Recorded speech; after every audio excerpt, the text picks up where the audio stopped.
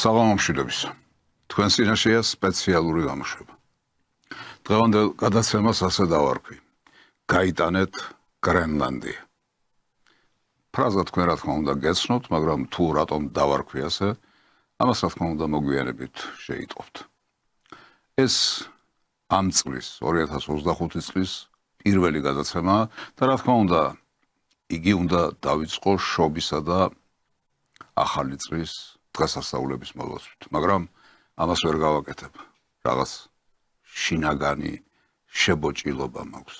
შინაგანი შებოჭილება იმის გამო, რომ გუშინ ოფიციალურად გლოვა იყო საქართველოში. 9 იანვარი საქართველოს მთავრობის გადაწყვეტილებით გლოვის დღედ გამოცხადდა. ქვეყნის მთელ ტერიტორიაზე სახელმწიფო დროშები დაეშვა, მათ შორის მთავრობის ადმინისტრაციის, პრეზიდენტის სასახლის, პარლამენტის და სამინისტროების შენობებზე. დროშები დაშვებულია თავდაცვის სამინისტროს ადმინისტრაციულ და თავდაცვის ძალების გენერალური შტაბის შენობებზე, ასევე ყველა სამხედრო ქვედანაყოფში. ასე მიაგეს პატივი ოკუპირებულ გალში ტრაგიკულად დაღუპულ ბავშვებს. ამ მართლაც შემზარავ ტრაგედიასთან დაკავშირებით მინდა სამეგრელოს უხუცესთა საბჭოს განცხადება გაგაცნოთ. შობისა და ახალი წლის დღესასწაულებს გაუგონარი ტრაგედია დაემთხვა. საბერიოში დატრიალებული ცოდვა საქართველოს კი არა მსოფლიოს შეძრავდა, მაგრამ გულგრილობითა და უგუნურებით დამძიმებულ პლანეტას ცრემლი გამშრალი აქვს. ამიტომ ჩვენი სატირალი ჩვენ უნდა ვიტიროთ და ჩვენ სატკივარს ჩვენ უნდა გაუძლოთ. ბრმა შემთხვევის თუ ბედისწერის მსახრალ ხელს ვინ გაქცევია, რომ ჩვენ გავქცეოდით. საშობაოდ 5 ანგელოზის სულით სადამაყდა, რის გამოც გლოვობს სრულიად საქართველო. ჩვენი ცრემლებიც ერთვის ცრემთა საყოველთაო ნაკადს. მიუხედავად უმძიმესი განცდებისა, ჩვენს თავში ვპოულობთ ძალას ოპტიმისტური სულისკვეთების გამოსახატად. სოფლიოში დაწყებული ცვლილებების ფონზე საქართველოს უჩნდება შესაძლებლობა მშვიდობის შენარჩუნებისა, ტერიტორიული გამთლიანებისა, სახელმწიფოებრივი სუვერენიტეტით აღჭურვისა და მყარი საერთაშორისო ფუნქციის მოპოვებისა. ეს ჩვენგან დამოუკიდებლად და თავისთავად არ მოხდება. ამ მიმართულებით უკვე დაწყებული მოძრაობისა და დიდი ძალისხმევის გაძლიერება და მის ირგვლივ გაერთიანება გვმართებს. ტრაგედიის დამთრგუნველი ზემოქმედება ცნობილია, მაგრამ იგი შესაძლებელია შინაგანი მობილიზებისა და ეროვნული ერთსულოვნების საფუძველიც იყოს. თუ გავიაზრებთ, რომ ეს ანგელოზები ჩვენთვის გარედან თავს მოხვეული ვერაგი პოლიტიკის მსხვერპლნი არიან, რომლებიც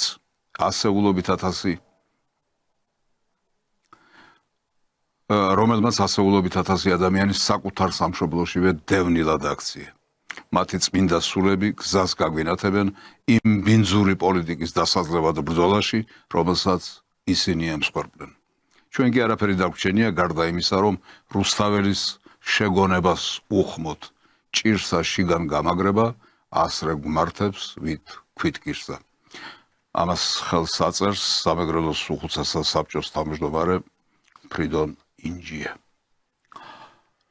რა თქმა უნდა, მძიმეა ეს ყველაფერი, უმძიმესია, მაგრამ მიუხედავად ამისა, ცხოვრება გრძელდება და ჩვენს უნდა მივხედოთ იმ საკითხებს, რომლებიც ჩვენს წინაშე დადგა. ამ დღეებში გაკეთდა ერთი უაღრესად საგულისხმო განცხადება, რომელიც გაჟღერდა ბატონ დინარაძის პირით და მე მინდა ამ განცხადებას ცოტა უფრო დეტალებში ჩავუყრუნდეთ. საქართველოში მოქმედებს რადიკალური ოპოზიცია, რომელმაც 2013-12 წლებში ხელისუფლებაში ყოფნის პერიოდში ჩაიდინა მრავალი დანაშაული ქართული სახელმწიფოს და ქართველი ხალხის წინაშე. 2012 წლიდან დღემდე ეს პოლიტიკური ძალა ასრულებს მაოხრებელი გზირის ფუნქციას ქართულ პოლიტიკაში. ღიად უპირისპირდება საქართველოს ეროვნულ ინტერესებს და გადამწყვეტ დაბრკოლებას უქმნის საქართველოში ჯანსაღი პოლიტიკური სისტემის დამკვიდრებას. ამასთან ამ პოლიტიკური ძალის ბუნებიდან გამომდინარე, ცხადია, რომ ხელისუფლებაში დაბრუნების თეორიულ შემთხვევაში ის აუცილებლად ჩაიდენს იგივე სახის დანაშაულებს ახალი შემართებითა და ენერგიით, რაზეც მას მწვანე შუქს აუნთებენ იგივე ძალები, რომლებიც 2013-12 წლების ავტორიტარულ სისხლიან რეჟიმს დემოკრატიის შუქურად მოიხსენიებდნენ. ასეთი იყო შესავალი ამ განცხადებისა, შეიძლება ბევრმა იფიქროს კიდევაც, რომ რით ვერ დაამთავრეთ ბრძოლა ამ ძალასთან, რომელიც დიდი ხანია ხელისუფლებას ჩამოსცილდაო.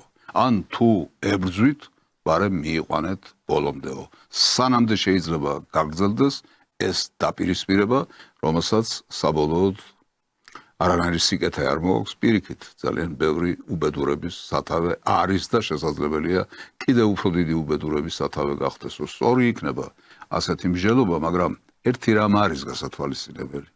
ეს ძალა მარტო არ არის.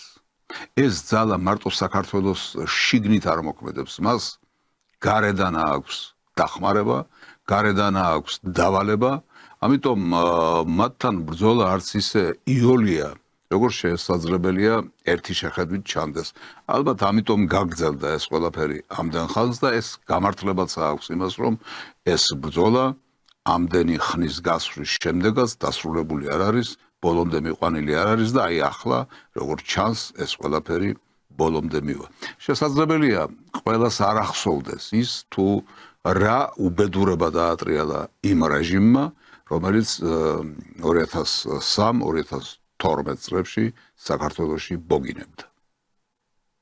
საზოგადოების მნიშვნელოვანი ნაწილი ასაკის გამო არ შეესწრებია დანაშაულებს, რომლებსაც ნაციონალური მოძრაობის სისხლიანი რეჟიმი სჩადიოდა. მრავალ ადამიანს კი ეს დანაშაულები სულ მცირე ემოციურ დონეზე აქვს მივიწყებული. მივიწყება არ შეიძლება. ასაკის გამო ვისაც არ ახსოვს, არც ეს არის ახსნა და საპატიებელი, იმიტომ რომ ეს ჩვენი უახლესი ისტორიაა, ჩვენი გუშინდელი დღეა, ამიტომ ჩვენ უნდა ვიცოდეთ, რასთან მქონდა საქმე, მით უმეტეს, როდესაც ის ძალა, რომელმაც ეს უსასტიკესი რეჟიმი ჩამოყალიბა საქართველოში, დღესაც ბოგინებს, დღესაც პოლიტიკურ ასპარეზია და რაც მთავარია, დღესაც ცდილობს საქართველოს ხელისუფლების სათავეში მოსვლას. ამიტომ უპატიებელია დავიწყება იმისა, რისი დავიწყება ზიანის მომტანია არა მარტო პირადად რომელიმე კონკრეტული ადამიანისთვის, არამედ მთელი ქვეყნისთვის. ბატონი დინარაძე ამ თავის განცხადებაში ერთხელ ახსენებს ნიურნბერგის პროცესს. საზოგადოებას მუდმივად უნდა ახსოვდეს ავტორიტარული რეჟიმის მიერ ჩადენილი დანაშაულები, რათა მომავალში მათი გამეორება არ დაუშვას. სწორედ ამგვარი მიდგომით, ნიურნბერგის პროცესითა და რეჟიმის დანაშაულების მუდმივი შეხსენებით მეორე მსოფლიო ომის შემდეგ გერმანიამ დაამარცხა ნაციონალ-სოციალიზმი საზოგადოების ცნობიერებაში. ეს არის გამოცდილება, რომელიც საქართველომაც უნდა გაიზიაროს და პრაქტიკაში დანერგოს. გერმანული ნაციონალ-სოციალიზმი, უფრო სწორედ გერმანული და კიდევ უფრო სწორედ ევროპული ფაშიზმი, რომელიც მე-20 საუკუნის შუა პერიოდში უზარმაზარ კატასტროფად მოევლინა მთელ კაცობრიობას, რა თქმა უნდა მაგალითია.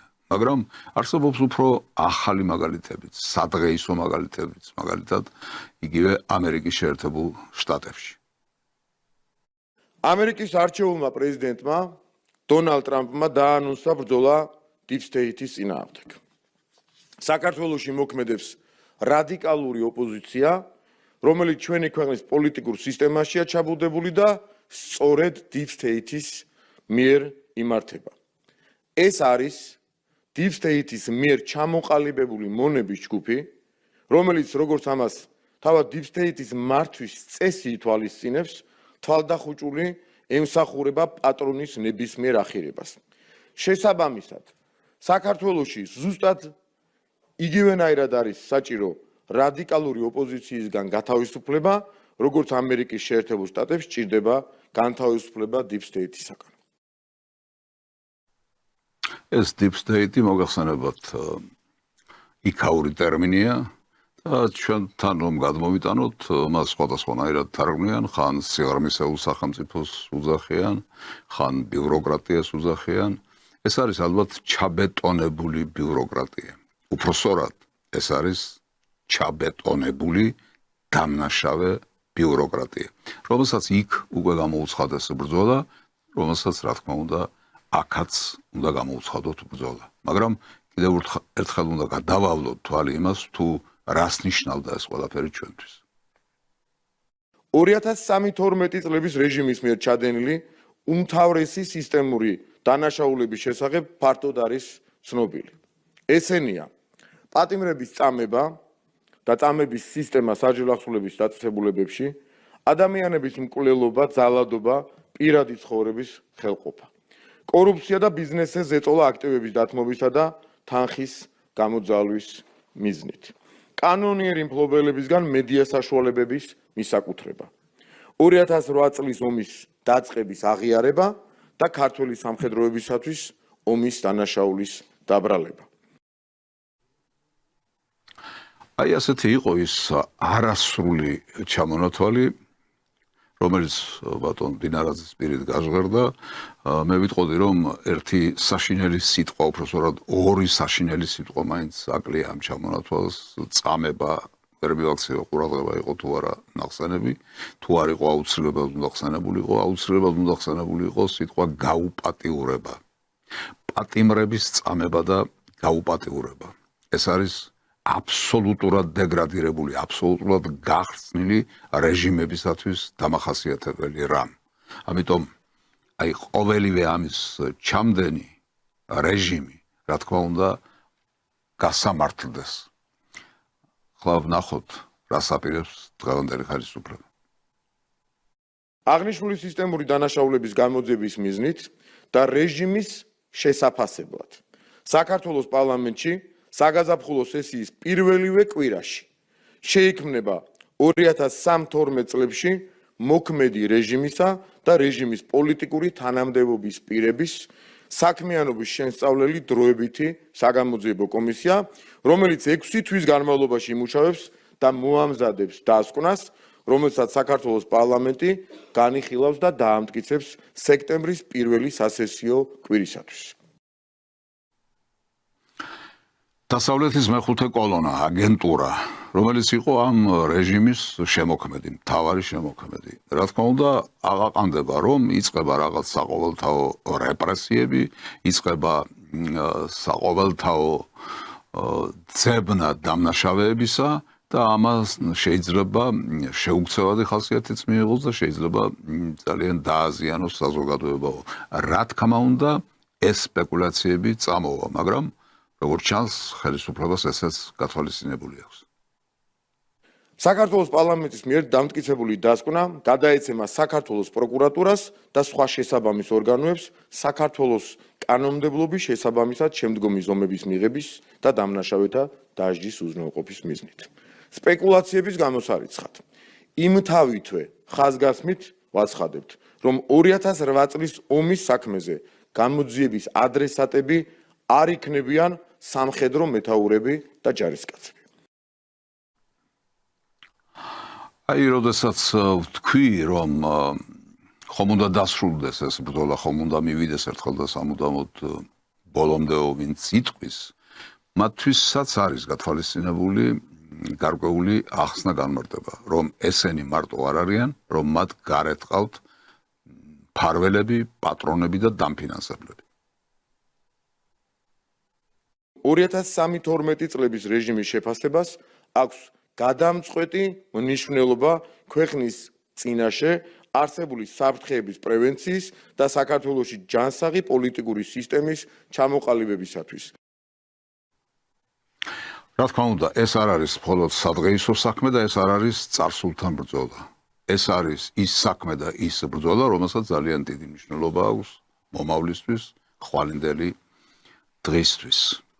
ახლა ამას მარტო შიგნით კი არ მოყვება სპეკულაციები. სპეკულაციები, რა თქმა უნდა, მოყვება გარედანაც. მაგრამ პასუხი ამასთან დაკავშირებითაც არსებობს. გარედან ნებისმიერ სპეკულაციას რაც შეიძლება მოყვეს, ამისთვის ყოველთვის მზად ვიყავით და მე მგონი საქმე დავამტკიცეთ, რომ ამისთვის მზად ვართ. სხვანაირად არ შეიძლება იყოს, იმიტომ რომ დღეს უკვე არათუ ხელისუფლებას, არამედ საზოგადოების თითოეულ წევრსაც გაცნობიერებული აქვს ის თუ რასთან გვაქვს საქმე, გაცნობიერებული აქვს ის თუ რა ძალა გვიპირისპირდება დასავლეთიდან, ამერიკის შეერთებული შტატებიდან, ევროპიდან და რომ ეს სახუმრო თემები არ არის. ეს არის ძალიან სერიოზული თემები, რომლებსაც არა მარტო ანგარიში უნდა გაეწიოს, არამედ ალღო უნდა აუღოთ და რომელთან ბრძოლა შესაძლებელია ძნელი აღმოჩნდეს, მაგრამ ბრძოლა გარდაუვალია, რადგან ეს ბრძოლა უკვე გამოგვიცხადეს და ეს ჩანს ყველაფერში, ეს ჩანს უამრავ დეტალში. აი ერთ-ერთი მათგანი. მაკეინის ინსტიტუტი არის ორგანიზაცია, რომელიც ნერვიულობდა და ამას თავის განცხადებებში არ მალავდა და გამოხატავდა, რომ საქართველოში მიმდინარე აქციებს მსხვერპლი არ მოყვა.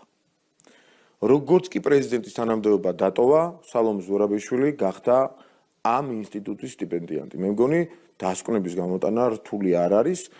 ეს ადამიანი არის ოპოზიციის ერთ-ერთი რიგითი წარმომადგენელი, რომელიც იმ საერთო მესიჯ ბოქსით და გეგმებით მოქმედებს, რომელიც deep state-მა შეუკვეთა ამ ხალხს. ერთმნიშვნელოვანია, რომ სალომე ზურაბიშვილს არაფერი სასიკეთო თავის ქვეყნისთვის და თავისი ხალხისთვის არ გაუკეთებია პრეზიდენტობის დროს, მაგრამ დასავლეთთან მას სხვა ურთიერთობა აქვს. დასავლეთის სპეცსამსახურები მას იყენებდნენ პრეზიდენტობამდეც, იყენებდნენ პრეზიდენტობის დროსაც და როგორც ჩანს, აპირებენ გამოიყენონ პრეზიდენტობის შემდეგაც. აი ეს არის ერთი დეტალი, შესაძლებელია ნაკლებად მნიშვნელოვანიც კი, მაგრამ ერთი დეტალი, ერთი მიმანიშნებელი იმისა, რომ დასავლეთს ჩვენთან ბრძოლა არ დაუმთავრებია. მათ თავიანთი გეგმები აქვთ, მათ თავიანთი მიზნები აქვთ, მათ თავიანთი სურვილები აქვთ და ამ გეგმების და ამ სურვილების შესაბამისად იმოქმედებენ და აი ერთ-ერთი ფაქტი სწორედ ეს გახლავთ, რომ ისინი სალომე ზურაბიშვილს, მაშინ როდესაც ის ქართველი ხალხისთვის უკვე არაფერს არ წარმოადგენს, ქართველი ხალხისთვის ის ყოფილი პრეზიდენტიც კი არ არის, იმიტომ რომ ქართველი ხალხის აბსოლუტურ უმრავლესობას ის პრეზიდენტად არასოდეს მიუჩნევია. მაინც არ ანებებენ მას თავს და მასთან ურთიერთობას და თანამშრომლობას. ნახოთ, რა არის ის, რაც მას დაენიშნა, როგორ აფასებს ამას თვითონ ყოფილი პრეზიდენტი. ეს არ არის სტიპენდია, უნდა გაიგოთ ჯერ რაც არის, ეს არის ჯერ ერთი ჯილდო და მეორეს მხრივ ეს არის დაფინანსება პროექტის, რომელიც გვაძლევს საშუალებას, რომ ქართულ თემატიკაზე დაიწეროს პროექტი, რაზედაც ჩვენ დავიწყებთ მუშაობას. რაღაცა მოკიბა ქალბატონმა სალომემ, მაგრამ ჩვენ ვიცით, რომ ეს არის თანხა, ალბათ სერიოზული და სოლიდური თანხა, რომელიც მას გადაეცა თუ გადაეცემა სამშობლოს ინტერესების საზიანოდ მუშაობისთვის. მე შემეძლო ეს ერთი სიტყვითაც გავამეხატა, მაგრამ შეგნებულა დაუვარა გვერდი იმ სიტყვას სამშობლოს ინტერესების საზიანოდ მუშაობა დავარქვათ ყველაფერ ამას. ახლა თვითონ მაკეინის ინსტიტუტი როგორ ხსნის იმას, რა ჯილდო, პრემია თუ სტიპენდია გასცა ქალბატონ სალომეს მისავართით. მან მხარი დაუჭირა ოპოზიციურ პარტიებს, რომლებიც უარს ამბობდნენ მანდატებზე. ზურაბიშვილმა გამოხატა მხარდაჭერა დემოკრატიული მოძრაობისადმი და შეუერთდა პროტესტის მოძრაობას. ზურაბიშვილი უარს ამბობს თანამდებობის დატოვებაზე და აღწერს თავის ქვეყანაზე განხორციელებულ უკანონო ძალაუფლების ხელში ჩაგდებას. კისინჯერის სტიპენდიანტის რანგში ზურაბიშვილი გამოიყენებს თავის დიპლომატიურ, ლიდერულ და პოლიტიკურ გამოცდილებას ახალი არჩევნებისა და დემოკრატიული გზის გასავლელად თავის ქვეყანაში.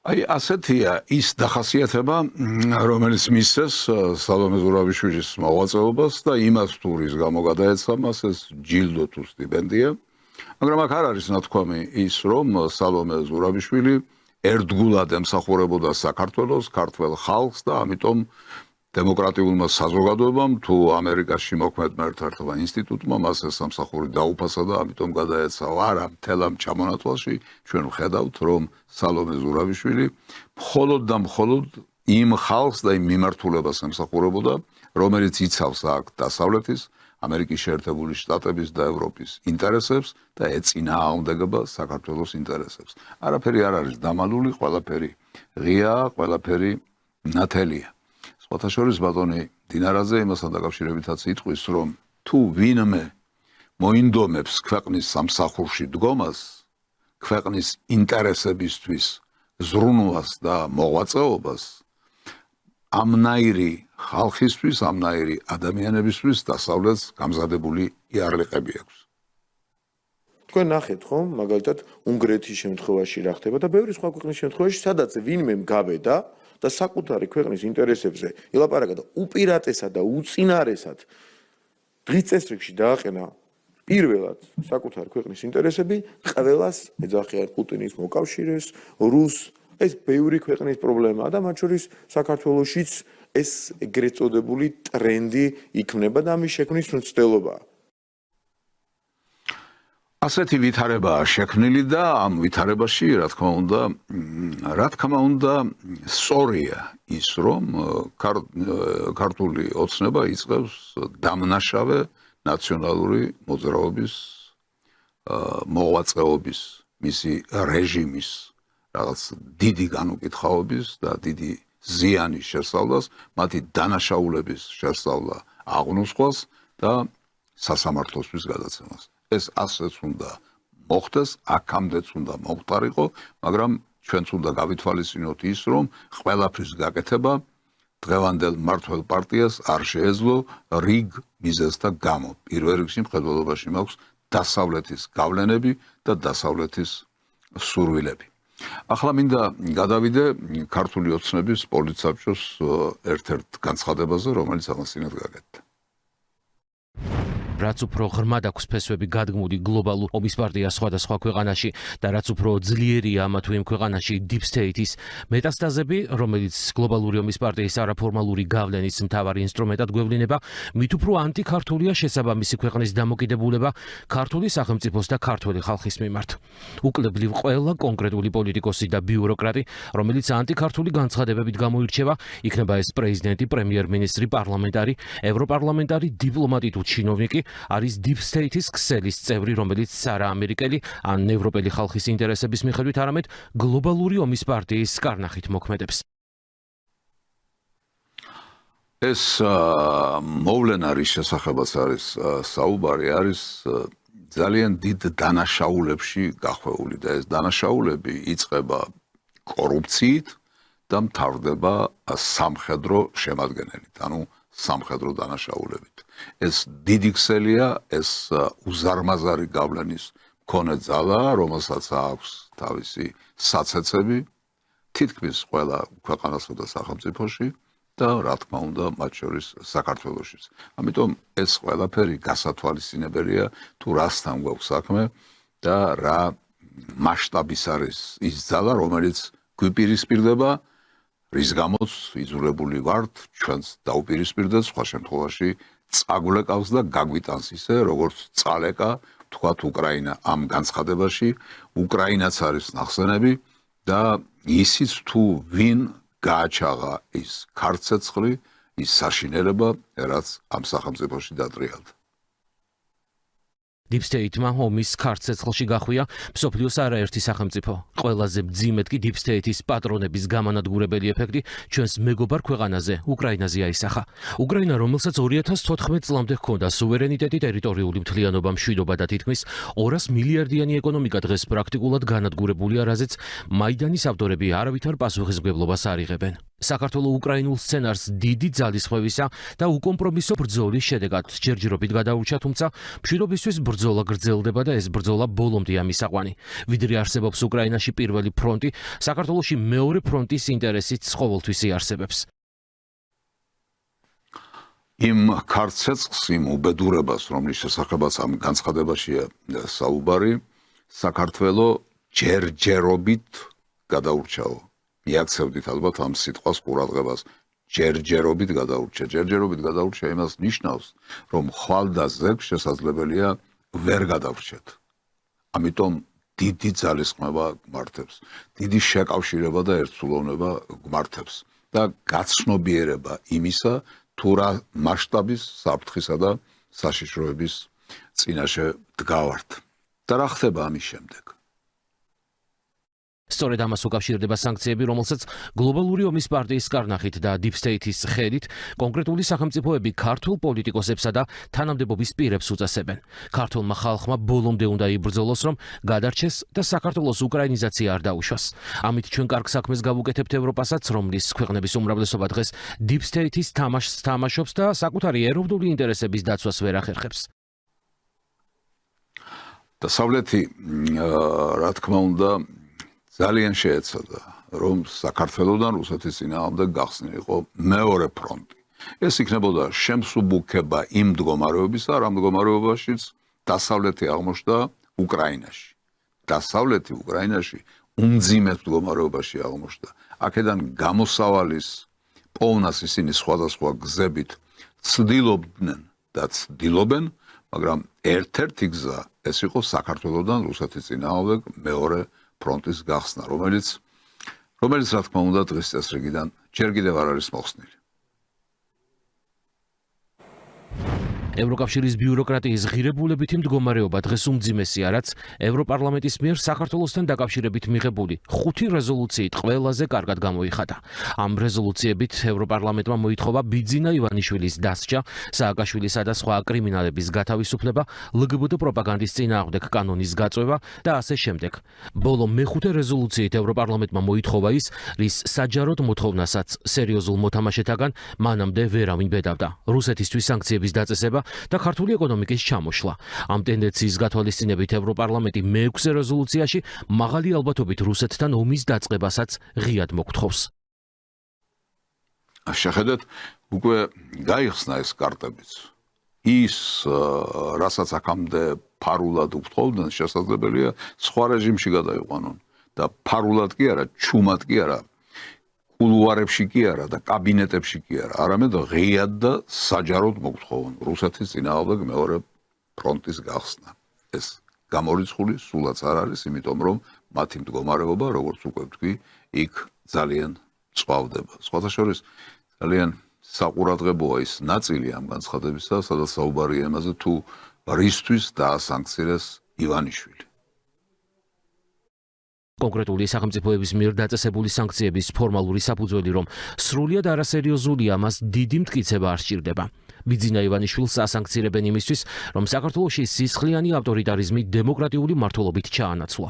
ადამიანების წამებისა და მკვლელობის, ბიზნესის რეკეტის, მედიის მიტაცების, არჩევნების გაყალბების სისტემური პრაქტიკა დაასრულა, ქვეყნის ეკონომიკა 28 მილიარდიდან 90 მილიარდამდე გაზარდა და საქართველოს 12 წლიანი უწყვეტი მშვიდობა მოუტანა. ეს ხომ მოღაღადა ფაქტებია.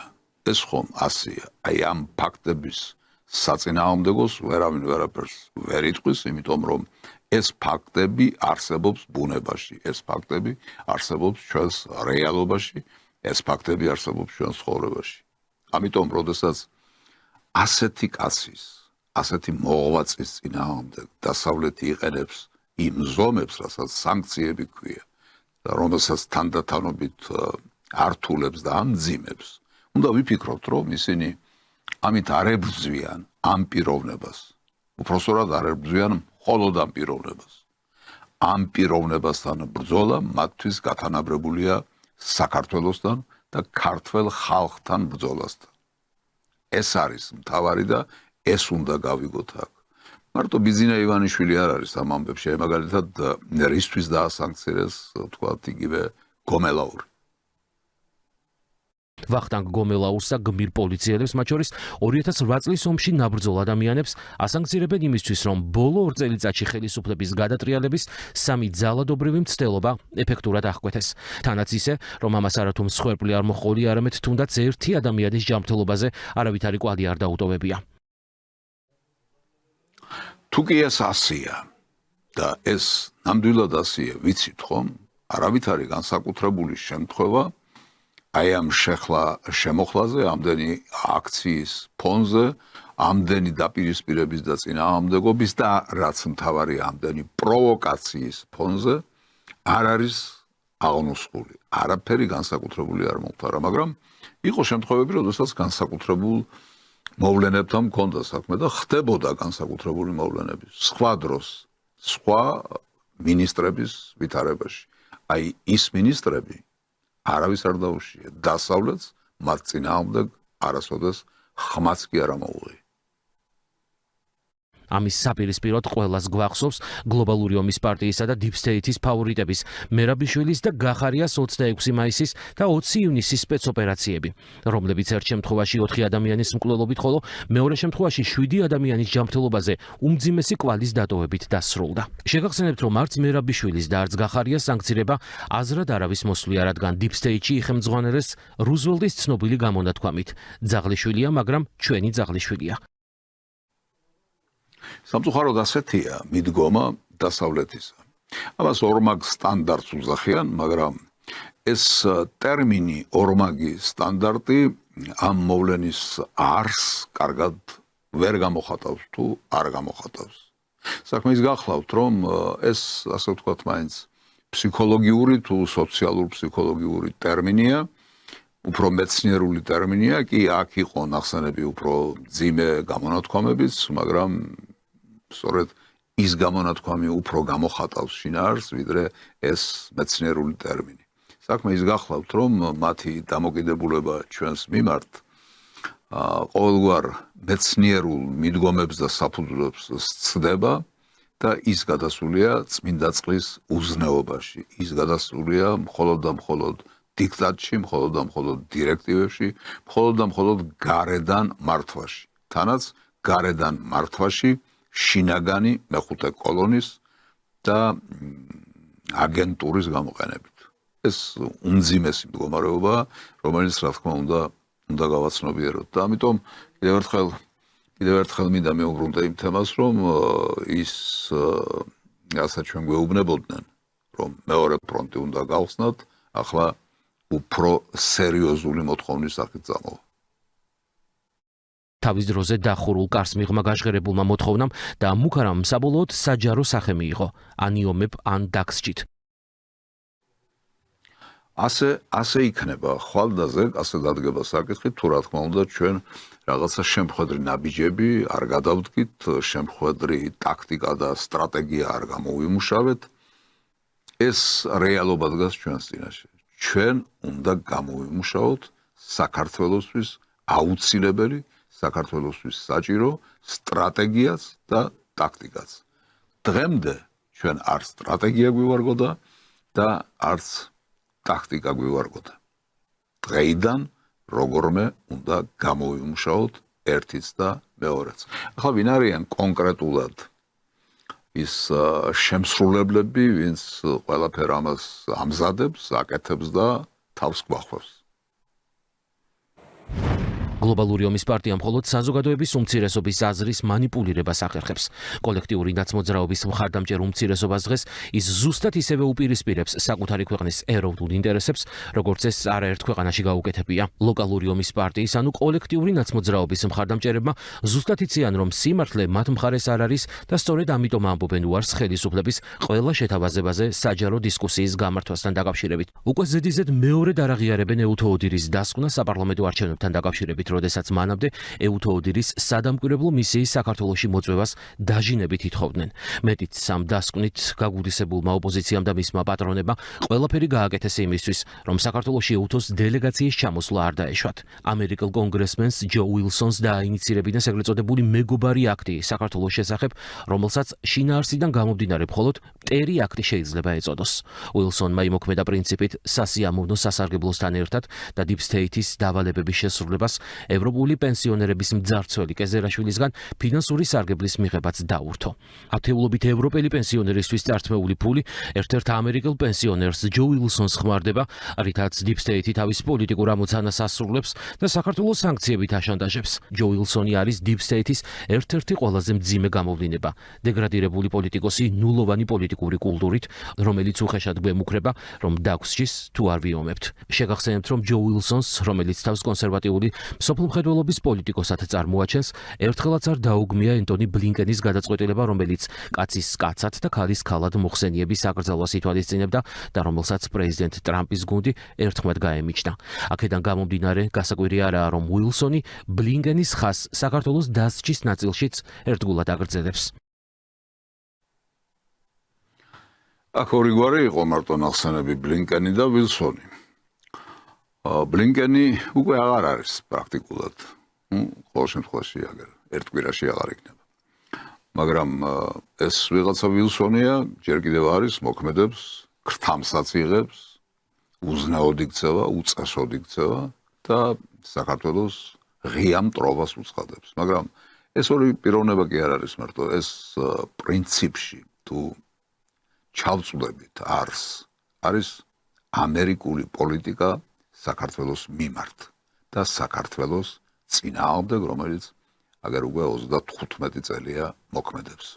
იქამდეც რა თქმა უნდა, მაგრამ მე მხედველობაში მაქვს საბჭოთა კავშირის დაშლისა და ოფიციალურად, ფორმალურად მაინც დამოუკიდებლობის მოპოვებისთან გასული დრო. აი ამ ხნის განმავლობაში ამერიკის შეერთებული შტატების პოლიტიკა იყო საქართველოსთვის დამანგრეველი პოლიტიკა და თუ რამე მოხდა ცუდი, ბევრი რამ მოხდა ხომ, ცუდი, დაწყებული ტერიტორიების დაკარგვით, დამთავრებული იმ ეკონომიკური კატასტროფით და კოლაფსით, რომელიც საქართველოში მოხდა და რომელსაც ლამი შეეწირა მთელი ქვეყანა, ამან უზარმაზარი კვალი დაამჩნია ჩვენს დემოგრაფიულ ვითარებას, ამან მოგცა შრომითი ემიგრაციის რაღაც არნახული მასშტაბი და ამან მოგცა პრაქტიკულად დასჯილი თაობა. შესაძლებელია ითქვას თაობებიც კი, იმიტომ რომ 30-35 წელიწადი ეს ძალიან დიდი დროა. ამის გამო და ამასთან დაკავშირებით ჩვენ ბევრი გვისაუბრია, მაგრამ ეს საუბრები იქამდე იქნება საჭირო, ვიდრე რეალურად გამოსავალს ვერ ვიპოვით და როგორც ვთქვი, იმ სტრატეგიას და იმ ტაქტიკას არ შევიმუშავებთ, რომელიც ყველაფერ ამას წინ დახვდება და ქართველ ხალხს და ქართულ სახელმწიფოს ფარად დაუდგება. ამის გარეშე ჩვენ ძალიან დაგვიჭირდება, იმიტომ რომ ეს ყველაფერი არ დამთავრებულა, თუმცა მოხდა ისეთი რამ, რაც ძალიან ბევრს გარკვეულ იმედებს უჩენს მე მხედველობაში მაქვს ამერიკის შეერთებულ შტატებში პრეზიდენტად დონალდ ტრამპის არჩევა, რომელმაც მთელ რიგ საკითხებში მიდგომები შეცვალა და ახლებურ მიდგომებს გვთავაზობთ. ამის გამო უნგრეთის პრემიერ-მინისტრმა ვიქტორ ორბანმა ძალიან მოსწრებულად თქვა. ევროპაში Deep State-ის მეტასტაზების მოშლას შედარებით მეტი დრო დასჭირდება. როგორც უნგრეთის პრემიერ-მინისტრმა ვიქტორ ორბანმა აღნიშნა, სოროსმა დაკარგა ვაშინგტონი პრეზიდენტ ტრამპის არჩევნით, მაგრამ ბრიუსელი კვლავ მის ხელშია. ძალიან საინტერესო ნათქვამია, რომ ვაშინგტონი კი დაკარგა, მაგრამ ბრიუსელი ჯერ კიდევ მის ხელშია. ესე იგი, ევროპასა და ამერიკას შორის დღეს რაღაც გარკვეული დაპირისპირების ელემენტების კი გამოჩნდა, რომელსაც ჩვენ დღევანდელ გადაცემაშიც შევეხებით და გამოჩნდა არა მარტო დაპირისპირების ელემენტები, არამედ სხვადასხვა მხარეს დგომის რაღაც ელემენტები გამოიკვეთა, იმიტომ რომ ის, ვინც იძულებულია, რომ ვაშინგტონს შეეშვას, ჯერ კიდევ არ არის საქმით იძულებული ბრიუსელსაც შეეშვას და ევროპასაც შეეშვას. აი ეს იგულისხმა ამ ჭკვიანმა კაცმა ვიქტორ ორბანმა, რომელიც მართლაც შორსგამხედვარე პოლიტიკოსი არის, ჩვენ ამას ვხედავ და მე იმედი მაქვს, რომ ეს კიდევ უფრო გამოიკვეთება და გამოჩნდება მომავალში. აი ამ დროს ჩვენ, როდესაც ვსაუბრობთ ახალ სტრატეგიასა და ახალ ტაქტიკაზე, უბრალოდ ამ სტრატეგიისა და ტაქტიკის შემოტანის, შემოღების აუცილებლობაზე, აი ვნახოთ მაინც როგორი ინტონაციები ისმის საქართველოში. მხოლოდ მშვიდობით, ღირსებით და კეთილდღეობით ევროპისკენ და ევროპაში. ეს არის დევიზი, რომელიც 2030 წლამდე არა მხოლოდ საქართველოსთვის, არამედ ევროკავშირის თითოეული წევრი სახელმწიფოსთვის უნდა გახდეს თანაცხოვრების საკვანძო პრინციპი. აქ უნდა დიდი კითხვის ნიშანი დავსვა და არა მარტო კითხვის ნიშანი, არამედ დიდი ძახილის ნიშანიც უნდა მიუწერო გვერდით და ვიკითხო, როგორ, რანაირად. ან რაც ჩვენ მოვისმინეთ აი ამ განცხადებაში, ამ დამოკიდებულებაში, იმისი შესაფერისია ეს დასკვნა, რომელიც ახლა მოვისმინეთ, რომ ღირსებით უნდა წავიდეთ ევროპისკენ, აი რას ნიშნავს ეს, საიდან მოდის ეს დასკვნა? რა რუდიმენტია ეს, რა წარსულში ჩარჩენილობა, რასთან გვაქვს აქ საქმე, ეს ცოტა ძნელი გასაგებია. იმიტომ რომ ძალიან აცდა ერთმანეთს რეალობა და მომავლის ხედვა. იმ რეალობიდან რაც ჩვენ გვაქვს დასავლეთთან ურთიერთობის საკითხებში, მომავლის ეს ხედვა არანაირად არ გამოდის. ძნელი წარმოსადგენი კი არ არის, ყოვლად წარმოუდგენელია აი ამ ხედვის გამოყვანა იმ რეალობიდან რაც გვაქვს და განსაკუთრებით მას შემდეგ, რაც ხელისუფლება აცნობიერებს ამ რეალობას და ლაპარაკობს ამ რეალობასთან დაკავშირებით, ღიად ლაპარაკობს, მაგრამ აი დასკვნა მაინც ასეთი კეთდებოდა. რაღაცა როგორი განსტარჩება, იცით, ქართული ოცნება ხომ არ დაემსგავსა რაღაცა მეოცნებეთა კლუბს. ან ხომ არ დაემსგავსა უიმედოდ შეყვარებულ იმ ყმაწვილს, რომელსაც პრაქტიკულად იმედი გადაწურული აქვს, მაგრამ მაინც რჩეულის ფანჯარასთან ათენებს და აღამებს, იმიტომ რომ სხვაგვარად არ შეუძლია. იმ ყმაწვილს კიდევ მიეტევება, მაგრამ აქ სახელმწიფოსთან გვაქვს საქმე. აქ ხალხთან გვაქვს საქმე. აქ ჩვენი ქვეყნის მომავალთან გვაქვს საქმე და ეს მეოცნებეობა ნამეტანი ხომ არ არის. ამ შეკითხვით შემოვიფარგლებით დღეს და ეს შეკითხვა მთლად უსაფუძვლო რომ არ არის, საამისო მაგალითები უამრავია, მაგრამ აი მაგალითად ერთ-ერთი მათგანი თუ რა განცხადება გააკეთა საფრანგეთის პრეზიდენტმა მაკრონმა.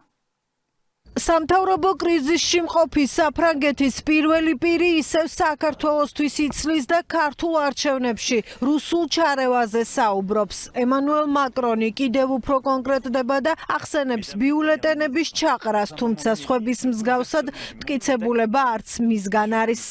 რუსეთმა გაზარდა აგრესია და შეცვალა ამ აგრესიის ხასიათი ევროპელებისა და მსოფლიოს სხვა ნაწილების მიმართ. ჩვენ ამას ვხედავთ საქართველოში საარჩევნო პროცესების დესტაბილიზაციითა და ბიულეტენების ყუთებში ჩაყრით. საფრანგეთის პრეზიდენტის განცხადება საქართველოში საფრანგეთის ელჩმა თარგმნა და შერას გასრმა. დამატებით თქვა, რომ საფრანგეთს საქართველოში ახალი არჩევნები უნდა. აი ამ კაცს, ამ მაკრონს ორი რამ არ აქვს, გონება და სინდისი. მაგრამ ეს ჩვენი სატირალი რატომ უნდა იყოს? ჩვენ რა შუაში ვართ? და ფრანგებმა იტირონ, საფრანგეთის მოქალაქეებმა იტირონ, იმის გამო რომ ასეთი იდიოტი ყავთ სათავეში და ასეთი უსინდისო კაცი, რომელსაც შეუძლია სხვა ქვეყნის მისამართით ყოველგვარი ფაქტების არსებობის გარეშე ასეთი მომაკვდინებელი დასკვნა დადოს და გააკეთოს. რა თქმა უნდა, ეს აბსოლუტურად მიუღებელია და კიდევ კარგი რომ საქართველოში უკვე დიდი რევერანსებით აღარ ელაპარაკებიან ამ ტიპის მოღვაწეებს, ამ სიტყვას რა თქმა უნდა წინ წლებში ჩავსვან. აი რა უპასუხა ბატონმა პაპუაშვილმა. ჭორაობის დონეზე წარმოქმნილი ბრალდებები, როდესაც არის პრეზიდენტის სასაუბრო პუნქტებში, ეს რა თქმა უნდა აჩვენებს არაკეთილსინდისიერებას იმ ხალხისა, ვინც პრეზიდენტ მაკრონს უმზადებს ასეთ განცხადებს და უპირველეს ყოვლისა საქართველოში საფრანგეთის საელჩო პასუხისმგებლობა ეს. კარგით, შევახოცოთ ხელი საფრანგეთის ელჩს ამ შემთხვევაში, მაგრამ ელჩი და პრეზიდენტი ვინ გაყო, რასაც ერთი ფიქრობს, იმას ახმოვანებს მეორე, ამიტომ ვერ შევახოცავთ ხელს ეს, როგორც ვთქვი, მაკრონის უსინდისობის და უგუნურების ბრალია და მეტი არაფერი. სწორედ ამის გამო ალბათ ბატონი პაპუაშვილი ცოტა უფრო წინ წავიდა და თავის ნათქვამში ირონია და სარკაზმი გაურია. არა იმიტომ, რომ საფრანგეთის საშინაო პოლიტიკაში ჩარევას ვაპირებ, მაგრამ იმის გათვალისწინებით, რომ ფრანგების 61% მხარს უჭერს პრეზიდენტ მაკრონის გადადგომას და 50%-ს სურს ეროვნული ასამბლეის დაშლა, ახალი არჩევნები შეიძლება იყოს კარგი გამოსავალი არსებული პოლიტიკური კრიზისიდან. აი, შეუბრუნეს ბუმერანგივით ის, რასაც ისინი ჩვენ გვირჩევენ ხომ? ახალი არჩევნების ჩატარება, ვადამდელი არჩევნების ჩატარება და ასე შემდეგ. თავის ქვეყანაში მიხედონ თავიანთ თავს. იმიტომ რომ პრაქტიკულად ჩამონგრეული არის ის საფრანგეთი უკვე სოციალურ პრობლემებში იხშობა და არა მარტო სოციალურ პრობლემებში, არამედ ბევრ პოლიტიკურ გაუგებრობაშია გარეული და განსაკუთრებით დამძიმდა მდგომარეობა იმის გამო, რომ ყავთ მაკრონის მსგავსი ხელმძღვანელი, რომელსაც ქვეყანას კი არა და რომ კაცმა გითხოს 40-საც არავინ ჩააბარებდა. მაკრონის პასუხად რას ამბობს ბატონი კობახიძე? საფრანგეთის პრეზიდენტმა მიხედოს უკრაინას, რომელიც გაწერეს განადგურებისთვის. მე ვსაუბრობ იმაზე, რაც არის რეალური პრობლემა, ხო? მეტყვილებზე ვერ გავაკეთებ კომენტარს ვაკეთებ იმ პრობლემაზე, რომელიც დგას ყველას წინაშე, ეს არის განადგურებული უკრაინა. მაკრონმა არ ამგონია უკრაინას მიხედოს, იმიტომ რომ როგორც გითხარით, მას გონება არ ეყოფა საიმისოდ, მაკრონმა თუ ვინმეს მიმხედავია, თავი უნდა დაანებოს უკრაინასაც, საქართველოსაც და ყველა დანარჩენსაც, მან უნდა მიხედოს საკუთარ ქვეყანას, საკუთარ ხალხს და საკუთარ პრობლემებს, მაგრამ სამწუხაროდ მას ამის თავი არ აქვს. მაინც ვინ არის ეს მაკრონი? ემანუელ მაკრონი საქართველოსთვის საფრანგეთში არსებული პოლიტიკური კრიზისის ფონზე იცლის. სამთავრობო არეულობის გამო ოფიციალურმა პარიზმა შესაძლოა პრემიერ-მინისტრიც კი შეცვალოს. საფრანგეთი ერთადერთი ქვეყანა არაა, რომელიც თავის ქვეყანაში ქაოსს დემოკრატიას უწოდებს, საქართველოში განვითარებულ პროცესებს კი ანტიდემოკრატიას. აი ასეთი კაცი გახლავთ ეს მაკრონი, რომელსაც ღირებულებები აქვს არეული და არა მარტო პოლიტიკური ღირებულებები, მაგრამ ჩვენ ამ შემთხვევაში პოლიტიკაზე ვსაუბრობთ, მისი პირადი ცხოვრება ჩვენ არ გვეხება და არ გვესაქმება და არ გვანაღვლებს და არ გვადარდებს, თავის თავს თვითონ მიხედოს, მაგრამ პოლიტიკური ღირებულებები მას ნამდვილად არეული აქვს და არა მარტო მაკრონს, არამედ დასავლეთში უკვე ძალიან მძიმე პერიოდი იწყება, უმძიმესი ვითარება იწყება. ეს იმდენად რთული მოვლენაა, რომ ძალიან ძნელია ყველაფერს გახვე და ერთი გადაცემის ფარგლებში წარმოადგინო, მაგრამ უმთავრეს და საკვანძოს მაინც შევეხებით. მაგალითად, აი რა ხდება ევროპაში, აი ამ ბოლო დღეებში. უკრაინამ შეწყვიტა რუსული გაზის ტრანზიტი საკუთარი ტერიტორიიდან. უკრაინის მიერ რუსული გაზის ტრანზიტის შეწყვეტა მოლდოვა დააზიანა. ახლა იქ მწვავე ენერგოკრიზისია. ყველაზე მძიმე ვითარება თვითაღიარებულ დნესტრისპირეთში, სადაც მოსახლეობა გაზის გათბობის, ელექტროენერგიისა და სასმელი წყლის გარეშე დარჩა. ტირასპოლი კიშინიოვის დახმარებაზე უარს ამბობს. რუსეთიდან კი გაზს ვეღარ იღებს. ხომ მძიმე მდგომარეობაა ეს. რა თქმა უნდა, ევროპას აკლია ბუნებრივი აირი, აკლია ენერგომატარებლები, საერთოდ განსაკუთრებით მას შემდეგ, რაც რუსეთთან ურთიერთობა დაიძაბა, რაც მიღებული იქნა მთელი რიგი არასწორი გადაწყვეტილებები, მიუხედავად იმისა, რომ რუსეთთან ურთიერთობები დაძაბეს უკიდურესად, რუსეთს არასოდეს არ უთქვამს უარი რუსული გაზის მიწოდებაზე, მაგრამ თვითონ ამბობენ უარს, თვითონ ააფეთქეს ის გაზსადენები, ის მილები, რომლითაც ევროპულ ქვეყნებში პირდაპირ მიდიოდა რუსული გაზი, მაგრამ ეს მათი პასუხისმგებლობის საკითხია. რა თქმა უნდა, მძიმეა, რა თქმა უნდა, სერიოზული პრობლემაა, მაგრამ სამწუხაროდ მათ გაცილებით უფრო დიდი პრობლემა აქვს.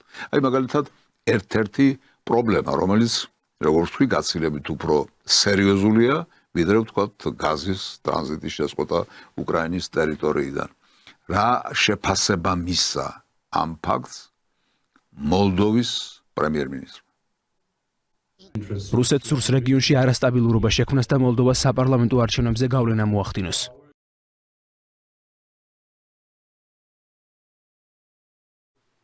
წარმოგიდგენიათ, რასთან გვაქვს საქმე? უკრაინამ შეწყვიტა საკუთარი ტერიტორიიდან რუსული გაზის ტრანზიტი ევროპაში. უნდა გავიმეორო ეს წინადადება. უკრაინამ შეწყვიტა რუსული გაზის ტრანზიტი საკუთარი ტერიტორიიდან ევროპაში. ამ კაცმა რა თქვა ახლა? რუსეთია დამნაშავეო. რუსეთს ჩვენს წინააღმდეგ რაღაცა ბინძური საქმე აქვს ჩაფიქრებული. კი, მაგრამ რუსეთმა ხომ არ შეწყვიტა? უკრაინამ შეწყვიტა. ზელენსკიმ გადაწყვიტა. არა, ეს კაცი მაინც რუსეთს აბრალებს ამას. და აი ეს გაუბედურებული, გაუკუღმართებული ცნობიერება, რომელიც ნააზრევი ახლა ჩვენ ვიხილეთ, არის გაცილებით უფრო დიდი პრობლემა ევროპელებისთვის, ვიდრე ვთქვათ გაზის ტრანზიტის შეწყვეტა, რასაც შესაძლებელია ასე თუ ისე რაღაცა ეშვედოს. აი ამ გაუბედურებულ ცნობიერებას, აი ამ უდაბნოს ცნობიერებაში, ადამიანების ცნობიერებაში, წარმოქმნილ ამ უდაბნოს, ამ ყამირს აღარაფერი არ უშველის. მათ და სამწუხაროდ და ჩვენ და სამწუხაროდაც, იმიტომ რომ ჩვენც გვაქვს ამისი რეციდივები. აი მაგალითად პოლონელი ექსპერტი როგორ აფასებს ამ მოვლენას. უცვლით ენერგორესურსების სტრუქტურას და იმპორტულ რუსულ გაზზე ნაკლებად დამოკიდებულები ვხდებით. ეს რთულია, აქვს თავისი უარყოფითი მხარეებიც, უფრო მაღალი დანახარჯებით ცხოვრება უნდა ვისწავლოთ. გაიგეთ რა თქვა? ესე იგი, ნაკლებად დამოკიდებულები ვხდებით რუსულ გაზზეო, რუსულ ენერგომატარებლებზეო. ანუ რაღაცა დადებითი ელემენტი შეამჩნია. ყოველ შემთხვევაში ასე შეასაღა საკუთარ ხალხს და ასე შემოგვასაღა ჩვენც, რომ რაღაცა დადებითი არის ამაშიო და ამას დასკვნას მოაყოლა, რომ ჩვენ ამ რეჟიმში, ამ პირობებში ცხოვრება უნდა ვისწავლოთო, მაგრამ აი ამ კაცის უტვინო თავს არ გაკარებია აზრი იმის შესახებ, რომ ეთქვა. ჩვენ უნდა ვისწავლოთ ურთიერთობა სხვა სახელმწიფოებთან, მეზობელ სახელმწიფოებთან, იმავე რუსეთთან, რომელიც იყო ჩვენი ენერგომკვებავი, ასე ვთქვათ. ჩვენ რომ ეს ურთიერთობები გვესწავლა, გაგვეთვალისწინებინა ერთმანეთის ინტერესები, ასეთ შემთხვევაში ჩვენ ასეთ მდგომარეობაში არ აღმოჩნდებოდითო. აი ეს უნდა ეთქვა, მაგრამ იმ თავში წარმოქმნილი ვაკუუმის გამო სამწუხაროდ ამას ვერ ამბობს. სხვაგვარად მსჯელობს, ვთქვათ, უნგრეთის წარმომადგენელი, ეს გახლავთ უნგრეთის საგარეო საქმეთა მინისტრი, ბატონი სიარპა. მახსოვს დებატები, რომლებიც უკრაინის გვერდისავლით თურქული ნაკადის გასცადენის მშენებლობას უკავშირდებოდა. ასევე მახსოვს ჩვენი მოკავშირეების მუქარებიც და ეგრეთ წოდებული მეგობრული რჩევებიც უარი გვეთქვა ამ ინვესტიციაზე. ამ მეგობრულ წნეხს რომ არ შევწინააღმდეგებოდით, ახლა ძალიან რთულ ვითარებაში აღმოჩნდებოდით. უნგრეთის ენერგომომარაგებას საფრთხე არ ემუქრება, მაგრამ უკრაინის მიერ ტრანზიტის შეწყვეტა ფასების ახალ ზრდას იწვევს და ცენტრალური ევროპის და მთლიანად ევროკავშირის კონკურენტუნარიანობას ახალ პრობლემებს უქმნის. აი როგორ მსჯელობს ეს კაცი და როგორ მსჯელობდა და როგორ მოქმედებდა ეს ქვეყანა თავიდანვე.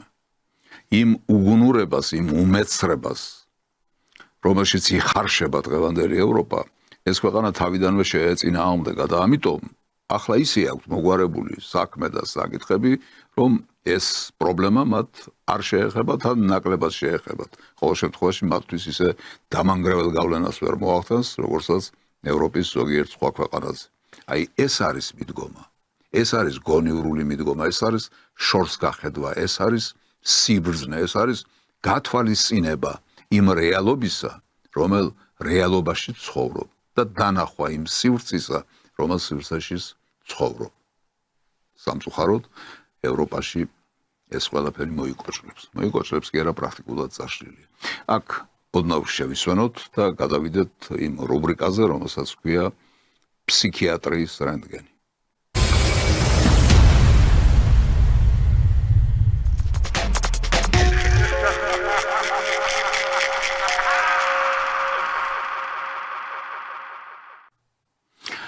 მაშასე, მერვე ადგილზე გასული ვიდეო. What is Santa Claus? Why? Santa Claus. Tata. არ ხვინი სხვა ვინმეა. თოვლის კაცი სხვა ვინმეა. და Santa Claus-ი წმინდა ნიკოლოზია, Santa Claus. და მე მგონი უფრო აქტუალური Santa Claus-ია. თოვლის ბაბუა თუ Santa Claus-ი? ერთი შეხედვით უწყინარი შეკითხვა. პასუხი თქვენ მოისმინეთ პასუხი ასეთი იყო რა თქმა უნდა Santa Claus-ი. ადამიანია, კაცია და გუნებაო. თავისი დამოკიდებულება აქვს, თავისი შეხედულებები აქვს და რა არის აქ კაცმა რო ვთქვას ფსიქიატრიული. შესაძლებელია ეს შეკითხვა დაიბადა, იმიტომ რომ კარგად არ არის გამოკვეთილი ის თუ რა არის ფსიქიატრიული ამ ეპიზოდში. ამისთვის მე დავიხმარ სხვა ვიდეოს იმავე თემიდან და იმავე შეკითხვაზე გაცემულ პასუხს სხვა პიროვნებისგან. აი მაშინ უფრო გამოიკვეთა რა არის პრობლემა.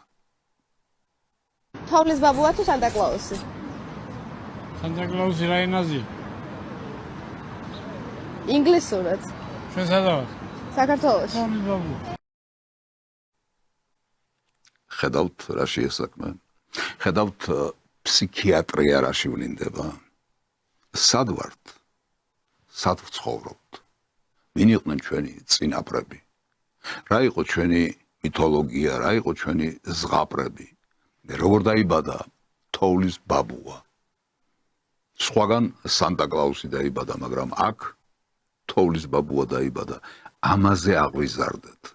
და თუ გვინდა რომ ქართველებად დავრჩეთ, ამაზევე უნდა აღვზარდოთ ჩვენი პატარები, ჩვენი მომავალი თაობა. მაგრამ თუ კი ეს დაკარგული გავს და თუ კი ამ ორ სიტყვას ისე შესციცინებ, როგორც ის ქალბატონი შესციცინებდა Santa Claus, მაშინ ფსიქიატრიასთან გვაქვს საქმე. მეშვიდე ადგილზე გასული ვიდეო. მოკლედ რუსთავაზე გუშინ აქ ბარიკადები იყო, სრულად დაალაგეს, ვითომ აქ არაფერიაო.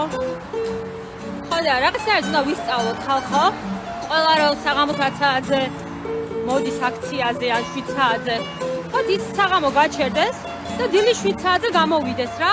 აი 10,000 ადამიანი მაინც რომ გამოვიდეს, ჩვენ მოვახერხებთ იმ გამარჯვებას, რომ თესეულთან ჩამოსულები უკან დაუბრუნდეთ მერე რუსთაველზე. სველობით, შვიდობიანი სველობით. ხო და ხალხი ვარ გამოდის და ცოტანი ვრჩებით, მერე გვარბევენ. ამიტომ რაღაცნაირად უნდა ვისწავლოთ 7 საათზე ადგომა, დარაზმვა და გამოსვლა რომ უკან დაუბრუნდეთ რუსთაველზე სველობით. ესე იგი საღამოს 7 საათზე 1000 კაცს თუ ვერ აგროვებ, მაშინ დილის 7 საათზე უნდა სწადო 10,000-ის შეგროვება. არ არის ეს რეალობას აცდენა? არის. თუ რეალობას აცდენაა, ესე იგი ფსიქიატრია. უდაოდ, ერთმნიშვნელოვნად. მეექვსე ადგილზე გასული ვიდეო. ესე არ გამხარები ახალი წელი არასდროს. ყოველთვის ვაპროტესტებდი, რომ აი სუფრასთან უნდა მჯდარიყავი და მესმინა ქართველების კნავილისთვის რა. აი სიმღერები რაც საუკუნეები წლები ვისმენთ და მოკლედ არ მომწონდა ეს მდგომარეობა.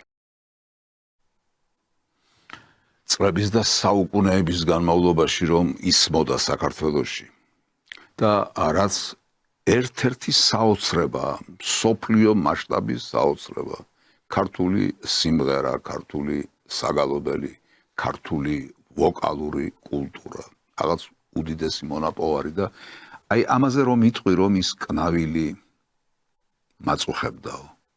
არის ამაში უდავო ფსიქიატრია. მე მესმის რომ წამოცდენა არსებობს რაღაცა შესაბამისი სიტყვა ერთბაშად ვერ იპოვე და რაღაცა სხვა სიტყვამ დაიკავა ის ადგილი. კი, ესეც მესმის, მაგრამ ეს ის შემთხვევაა, როდესაც ქართულ სიმღერას ეს არ უნდა აკადროს და ვინთან. ძალიან ცნობილმა და შესანიშნავმა მოცეკვავემ. ცეკვა და სიმღერა. ეს როგორც ტანდემი ისე განიხილებოდა ყოველთვის საქართველოში, მაგრამ სამწუხაროდ აი ასე თქვა ამ ქალბატონმა. მეხუთე ადგილზე გასული ვიდეო. ვინ უჭერს მხარს ქართულ ოცნებას? მე არ ვიცი თქვენ რამდენად მიგიწუდებათ ხელი ასეთი ტიპის გამოკითხვებზე, მაგრამ მე მიმიწუდებათ და შემიძლია მოგიყვეთ. ადამიანების უმეტესობა, რომლებიც ქართულ ოცნებას უჭერენ მხარს, არიან 55 წლის ზემოთ, ცხოვრობენ ძირითადად რაიონებში და სოფლებში და ძირითადად მათი განათლების დონე და შემოსავალი არის ძალიან დაბალი. ანუ ჩვენ ვლაპარაკობთ იმაზე, რომ რაც უფრო ღარიბია ადამიანი, ის მხარს უჭერს, უფრო მეტად უჭერს ქართულ ოცნებას. ასაკი, ქონება და გონება. რაღაცა ასეთი რამ შეკრიბა ამ ქალბატონმა და ეს დაუწუნა საქართველოს მოსახლეობის უმრავლესობას. ვინც ქართულ ოცნებას დაუჭირეთ მხარი, აი ეს ხართ. ასაკი მისთვის, რა თქმა უნდა, უარყოფითი კონტექსტით იტვირთება და ყველაფერი დანარჩენი ის, რაც თქვა და ჩამოაყალიბა. ეს არის არა მარტო ფსიქიატრიული, არამედ რაღაცა გიჟის ხომ შეიძლება უგუნური იყოს პარალელურად. აი, რაღაცა სინთეზია სიგიჟისა და უგუნურებისა. მეოთხე ადგილზე გასული სიუჟეტი. როგორც გირჩი მეტი თავისუფლებაში ამბობენ, მჩხიბავის სტელა სტამბოლიდან ჩამოიყვანეს და პოლიც საბჭოსთან შეთანხმებით დაგეგმეს ჯადოს გაკეთება. ჩვენ გადავწყვიტეთ სპეციალურად ჩამოგვეყვანა სტამბოლიდან მჩხიბავი, რომელიც არის შესული მსოფლიოს ტოპ 27 მჩხიბავში და გაგვეკეთებინა ჯადო შინაგან საქმეთა სამინისტროსთვის. იმ შემთხვევაში თუ დღესვე გაანთავისუფლებენ თითოეულ მათგანს, ჩვენ ჯადოს ავხსნით, რა თქმა უნდა. აბატონო, საწავედით. მე მგონი შუა საუკუნეებში და იმის იქით კიდევ. ძალიან შორს, ძალიან დიდ სიბნელეში გადასახლდა ერთი ნაწილი ჩვენი საზოგადოებისა. მესამე ადგილზე გასული ვიდეო. ძალიან მალე, მაგრამ მანამდე უნდა ვიდგეთ, როგორც მუდმივი ლაშქარი, როგორც მარადიული ლაშქარი საქართველოს.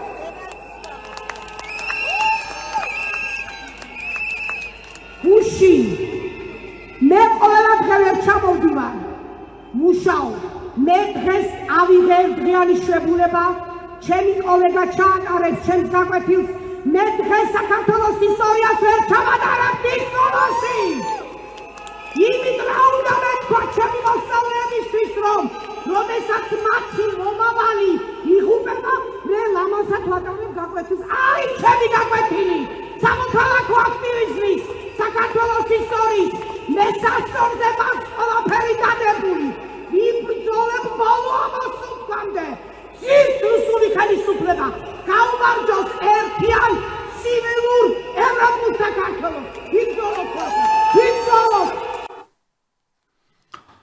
ეს ქალბატონი შესაძლებელია გახარებულიც კი იყოს იმით, რომ ამ რუბრიკაში მოხდა, მაგრამ ჩვენ უნდა ვიყოთ ნაწყენი იმითი, რომ ეს ქალბატონი სკოლაში მოხდა. ეს ქალბატონი პედაგოგის ტიტულს ატარებს და ეს ქალბატონი ბავშვებთან შედის, სადაც ცდილობს ყოველ შემთხვევაში და შესაძლებელია ზოგ შემთხვევაში ახერხებს კიდეც, რომ ცნობიერება გაუმრუდოს ჩვენს მოზარდებს. ამიტომ აქ უკვე უნდა მიუმართო, ვთქვათ, განათლების სამინისტროს. არ შეიძლება ამ ქალბატონის შეშვება ბავშვებთან კლასში და მისი პედაგოგობა. მეორე ადგილზე გასული სიუჟეტი. აკეთებს ხელახალ არჩევნებს. ექსკლუზიური ინფორმაციით გინდა დავიწყო? რა თქმა უნდა. ბიძინას ტელეფონს ზარებს აღარავინ აღარ პასუხობს. აი საქმიანი ზარები აქვს განსახორციელებელი სხვადასხვა მიმართულებით და აღარ პასუხობენ. იცით რატო არ პასუხობენ? იმიტომ არ პასუხობენ, ფიქრობენ რომ სააქცირებულია ეს კაცი და ჩვენ ჩარში არ გავეყვიოთო რამეშია და ტელეფონს აღარ იგებენ. ბიძინას ყაველას გარდა აღარავინ აღარ ელაპარაკება. აი ამ უბედურებაშია. თქვენ გაქვთ ეს ინფორმაცია? მაქვს კი ბატონო. ბედნიერია ეს კაცი და ეს ტელეარხიც, რომელიც აღწერებს ამგვარ ვიდეოებს. ბედნიერები არიან ორივენი, იმიტომ რომ საკუთარი ფსიქიატრიული მდგომარეობა აყენებთ კარგ ხასიათზე, კარგ გუნება-განწყობაზე. აი ამის შემდეგ მართლა არ მეგონა ამაზე უფრო მძაფ რამეს თუ წავაწყდებოდი, მაგრამ პირველ ადგილზე გასული ვიდეოც არსებობს. ვინც ადევნებს თვალყურს ჩემს ვიდეო ბლოგებს, ჩემს სწორ აზროვნებას შეუერთდით მეგობრებო, როგორღაც ამ პროტესტს თუნდაც შეუერთდით პოსტებით, ანუ სტატუსებით. ერთი კინკილა სიტყვა გაბიმარჯვებთ დაწერეთ. აი ეს ერთი კინკილა სიტყვა გაბიმარჯვებთ იქნება ლურსმანი რუსეთის ყუბოზე იმ რუსეთისა, რომელიც რახანია ჩვენ გვებრძვის. იყავით თანამონაწილენი ამ პროცესისა, ამ სულისკვეთებისა, ამ სურნელისა, ეს სურნელი შეიგრძენით. Слава Украине в первую очередь.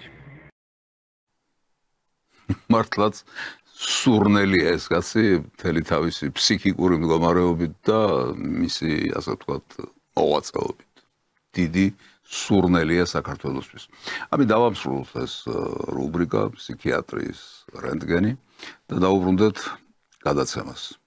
არის ერთი ტერმინი აკოთ დაო იტყვიან ხოლმე, როდესაც ადამიანი გადმოაფრქვევს იმას, რისგანაც იქამდე თავს იკავებდა. ასე დაემართა უკრაინის თვითმარქვია პრეზიდენტს ბატონ ზელენსკის. კორუფცია უკრაინის დახმარების ტრანშებიდან გამქრალი მილიარდები და იერარქის მიწოდების სქემაში ლობიზმი.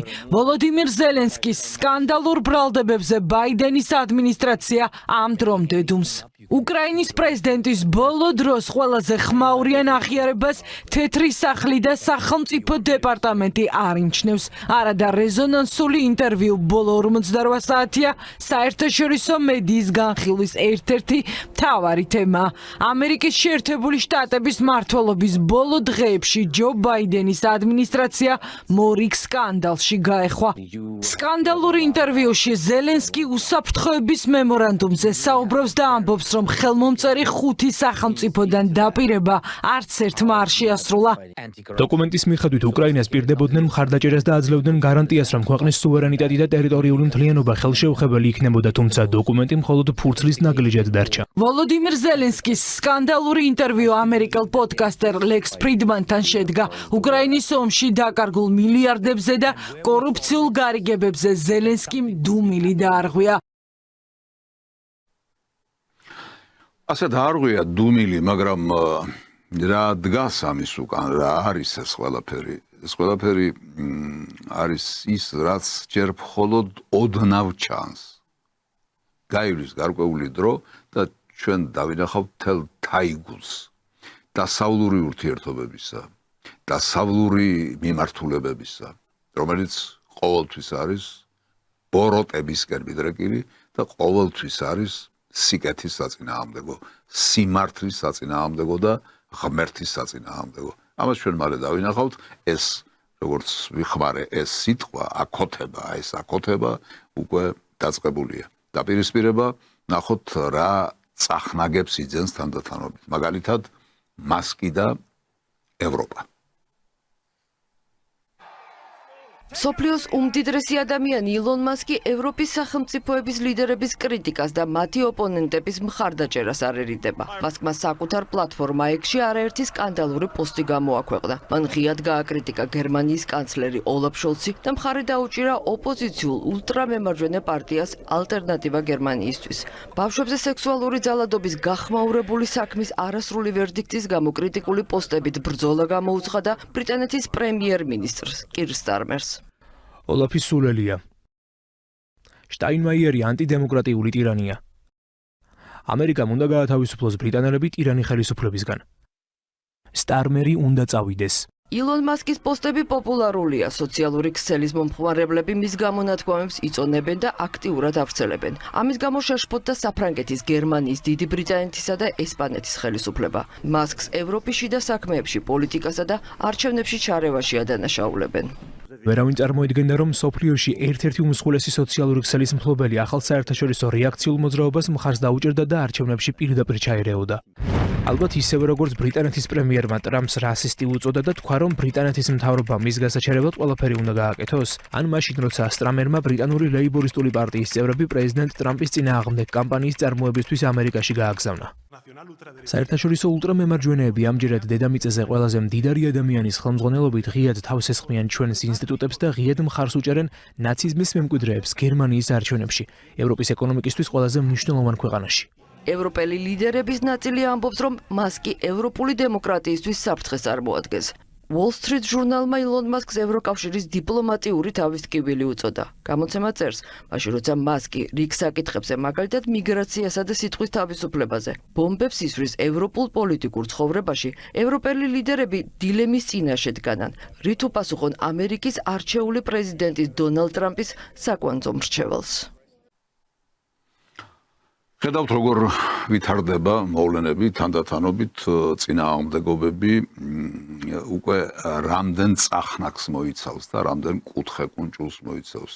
ეს გადაცემა ტრაგედიით დაიწყო საქართველოში დაატრიალებული ტრაგედიით. სხვათა შორის ამერიკის შეერთებულ შტატებშიც დაატრიალდა ტრაგედია, რომელიც ხანძარს მოყვა. მაგრამ ტრაგედია, ძალიან ვამბობდი, გამაერთიანებლად თუ უნდა იმოქმედოს საზოგადოებისთვის, აქ ვნახოთ რა სახე მიიღო. დონალდ ტრამპის მომავალ ადმინისტრაციაში მასშტაბურ ხანძრებთან წარუმატებელ ბრძოლას ლოს-ანჯელესის სახანძრო დეპარტამენტის ინკლუზიურ პოლიტიკასაც უკავშირებენ. სამსახურში სხვადასხვა სექსუალური ორიენტაციისა და რასის მქონე ადამიანებს კვოტებით იღებენ. ამ პოლიტიკის აქტიური მხარდამჭერია სახანძრო დეპარტამენტის ხელმძღვანელი, რომელიც ღიად ჰომოსექსუალი ქალია. მრავალფეროვნების თანასწორობისა და ინკლუზიურობის პოლიტიკა ადამიანების სიკვდილს ნიშნავს. წინასწარი მონაცემებით ლოს-ანჯელესში მძვინვარე სტიქიის შედეგად მიყენებულმა ფინანსურმა ზარალმა შესაძლოა 47 მილიარდ ამერიკულ დოლარს გადააჭარბოს. აი ასეთია ეს ვითარება. შიგნითა წინააღმდეგობები აფეთქდა. ისე დაეჯახა ერთმანეთს, რომ აფეთქების ეფექტი მოგცა და სხვადასხვა კუთხით და სხვადასხვა წახნაგით ვლინდება ყველგან და ყველაფერში. აი მაგალითად კარგად დაუგდეთ ახლა ყური რა სიტყვის ტრამპი უკრაინის ომთან დაკავშირებით, რუსეთთან დაკავშირებით და როგორ შეფასებას მისცემს ყველაფერ ამას. ეს ომი არასოდეს არ უნდა დაწყებულიყო. პრობლემის დიდი ნაწილი იმაშია, რომ რუსეთი მრავალი წლის განმავლობაში ამბობდა, რომ ნატო უკრაინას არ უნდა შეხებოდა. თუმცა ბაიდენმა თქვა, რომ არა, უკრაინა ნატოში უნდა გაწევრიანდესო. რუსეთს კი ამით კარზე მიადგნენ, ამიტომაც მესმის რუსეთის განწყობების ამ ფაქტთან მიმართებით. მოისმინეთ ხომ? ტრამპი ამბობს, მე მესმის რუსეთის განწყობებისო ამ ამბებთან დაკავშირებით. თუ ადამიანია, თუ გონიერი კაცია, მოაზროვნე კაცია, ასეთ შემთხვევაში უნდა ესმოდეს, რა თქმა უნდა, მაგრამ ყოველივე ამის გარდა, ბატონი ტრამპი ხომ არჩეული პრეზიდენტია ამერიკის შეერთებული შტატებისა, რომელიც ერთ კვირაში თუ 10 დღეში უკვე შევა კანონიერ ძალაში და აი ეს კაცი ამერიკის შეერთებული შტატების პრეზიდენტი აცხადებს, რომ მე მესმის რუსეთისო. წარმოვიდგინეთ სოფლიოში რა მოვლენები ვითარდება. ამერიკის შეერთებული შტატების არჩეული პრეზიდენტი კანადის და ასე თქვა სხვადასხვა ქვეყნების და ტერიტორიების და გრენლანდიის შეერთებაზე ლაპარაკობს ასეთ განცხადებებს აკეთებს. ნახეთ როგორ დასვა საკითხი ბატონმა დინარაზე. სწორია ეს ყველაფერი, რაღაცა განსაკუთრებული, განსაცვიფრებელი განცხადებები გაკეთდა. ტრამპის პირით იქამდე ვიდრე იგი ოფიციალურად შეუდგება პრეზიდენტის მოვალეობის შესრულებას. არ ნახული განცხადებები გაკეთდა. აი მაგალითად ერთ-ერთი განცხადება ტრამპის. Canada and the United States, that would really be something. ამერიკა და კანადა ერთიანად ძალიან საინტერესო რამ იქნებოდა. ეს არის ხელოვნურად გავლებული ხაზი. ეს ასევე უკეთესი იქნებოდა ეროვნული უსაფრთხოებისთვის. არ დაგავიწყდეთ, ჩვენ ვიცავთ კანადას. ჩვენ არ გვჭირდება არაფერი, რაც მათ აქვთ. ჩვენ არ გვჭირდება მათი რძის პროდუქტები, რადგან ჩვენ იმაზე მეტი გვაქვს ვიდრე მათ. ჩვენ არაფერი არ გვჭირდება მათგან და ამ შემთხვევაში რატომ ვკარგავთ 200 მილიარდზე მეტ წელიწადში კანადის დასაცავად? მე ეს ვუთხარი კიდეც გუბერნატორ ტრუდოს, როგორც მე მას ვუწოდებ. კანადა ეს არის მსოფლიოში მეორე სახელმწიფო ფართობით და ტერიტორიის სიდიდით. მოსახლეობით არა, რა თქმა უნდა, მაგრამ ტერიტორიის სიდიდით არის მეორე სახელმწიფო მსოფლიოში.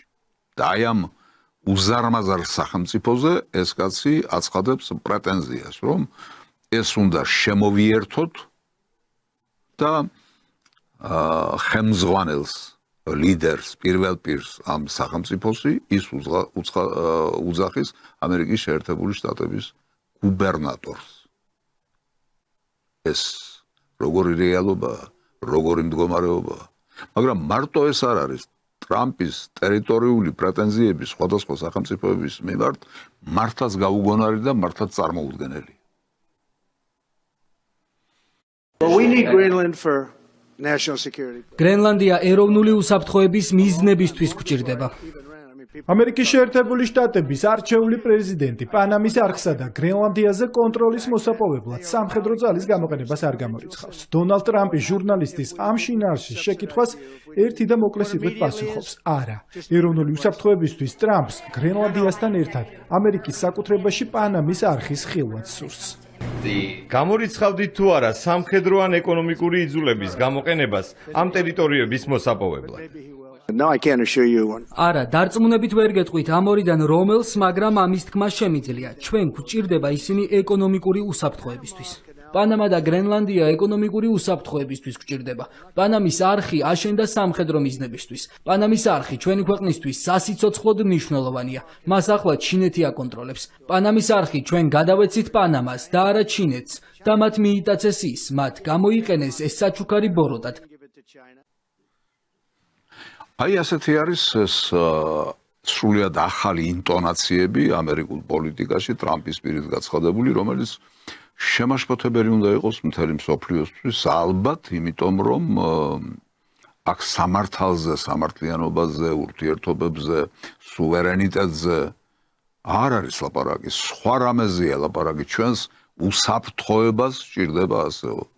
და თუ კი ამერიკის უსაფრთხოებას კიდევ სხვა სახელმწიფოების მიერთება დასჭირდება, რა თქმა უნდა ისინი ამ ნაბიჯზე წავლენ ყოველ შემთხვევაში ამ ლოგიკით და ამ საქციელით ასე გამოდის.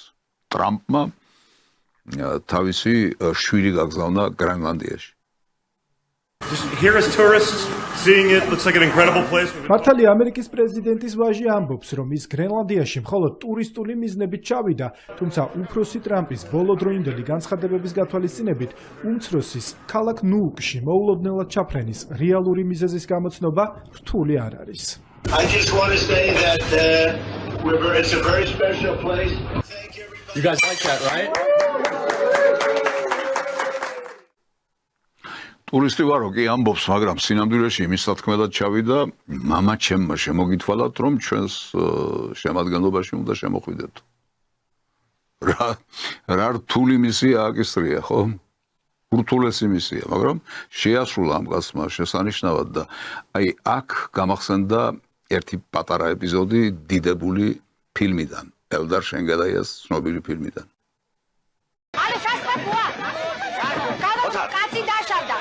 ჩამოვარდა გრენლანდია და დაშავდა. ხო და ასე არ დაგეცეთ ეს გრენლანდია თავზე. თუ გრენლანდია დაგეცათ თავზე, გრენლანდია შეიძლება სხვა რაღაცეების მოყვეს და ისიც დაგეცეთ თავზე თუ ასე განაგრძობთ. სხვათა შორის რეაქციებიც მოყვა ტრამპის ამ პოზიციას, რომელსაც ახლა შემოგთავაზებთ. გრენლანდია არის გრენლანდიელი ხალხისთვის. გრენლანდია არ იყიდება. შეერთებული შტატები ჩვენი უახლოესი მოკავშირეა და გვსურს მჭიდროდ ვითანამშრომლოთ მათთან თავდაცვისა და უსაფრთხოების ყველა საკითხში.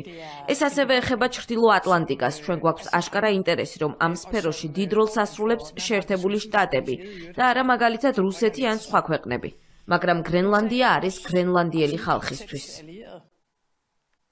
ასეთი იყო პასუხი და არ შეიძლებოდა სხვაგვარი ყოფილიყო, ნახოთ როგორ განვითარდება მოვლენები, მაგრამ ეს პასუხი მარტო გრენლანდიიდან არ მოსულა, ანალოგიური პასუხი მოვიდა პანამიდანაც.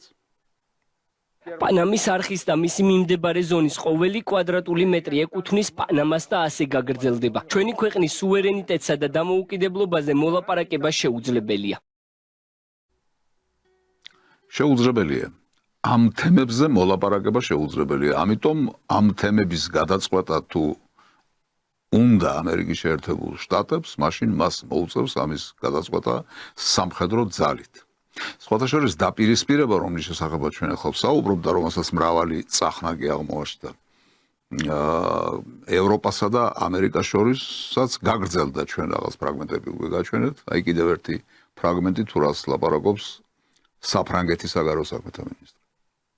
ამერიკის პრეზიდენტს ევროკავშირიდანაც შეახსენეს, რომ სხვა ქვეყნის სუვერენულ საზღვრებზე თავდასხმა დაუშვებელია. საფრანგეთის საგარეო საქმეთა მინისტრი ჟან-ნოელ ბარო ვარაუდობს, რომ არქტიკულ კუნძულზე კონტროლის დასამყარებლად ამერიკის შეერთებული შტატები სამხედრო ძალას არ გამოიყენებს. თუმცა ყველა მხარის გასაგონად ამბობს, რომ ევროპა ძლიერი კონტინენტია.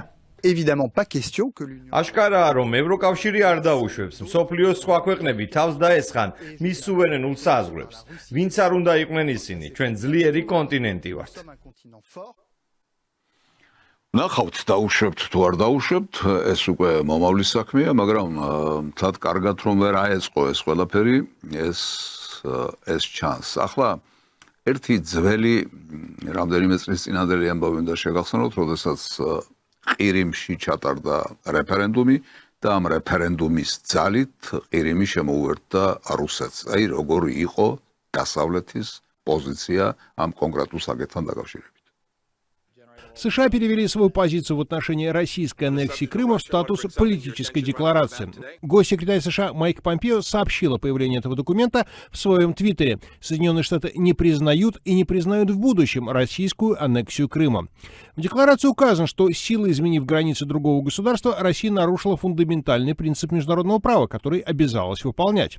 Этот принцип является одним из краеугольных камней современного миропорядка. США призывают Россию уважать международные законы и уважать территориальную целостность иных государств. В декларации подчеркивается, что, цитата, «в согласии с союзниками, партнерами и международным сообществом Соединенные Штаты отвергают российскую попытку аннексии Крыма и обязуются придерживаться этой политики до тех пор, пока не будет восстановлена территориальная целостность Украины».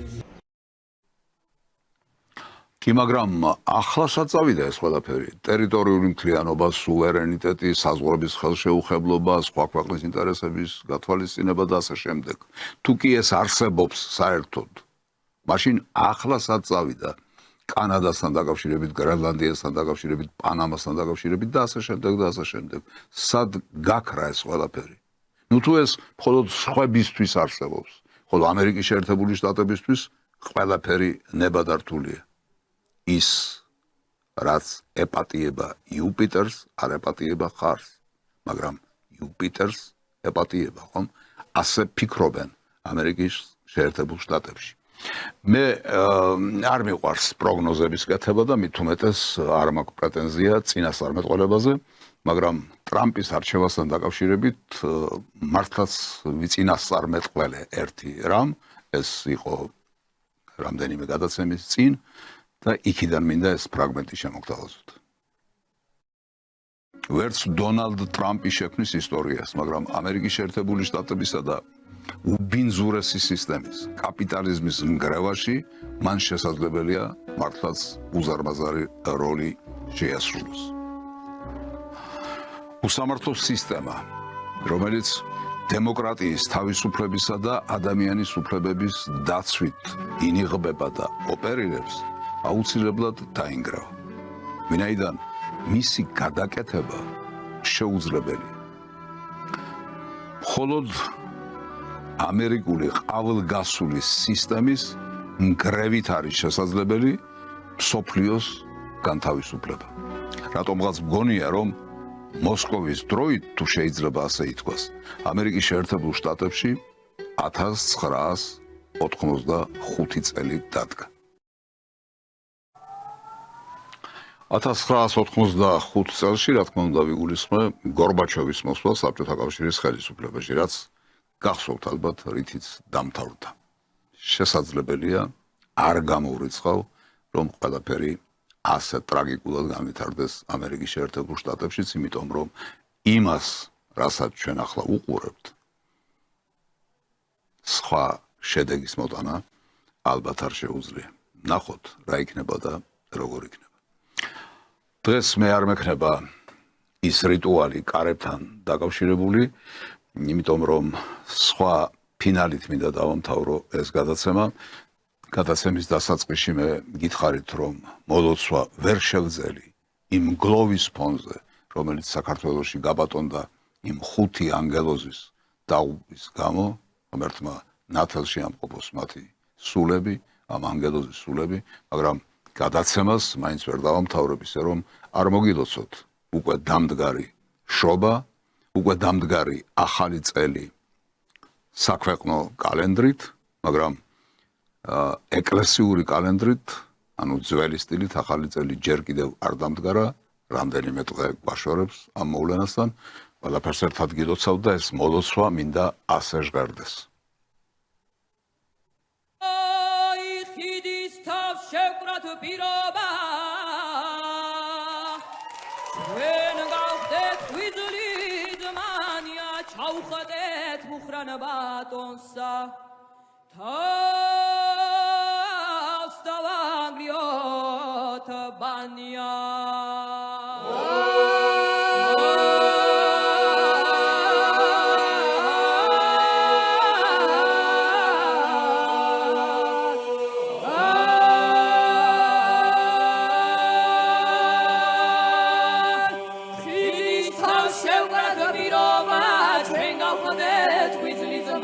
ჩავხდეთ მუხრან ბატონსა თავს დავანგრიოთ ბანია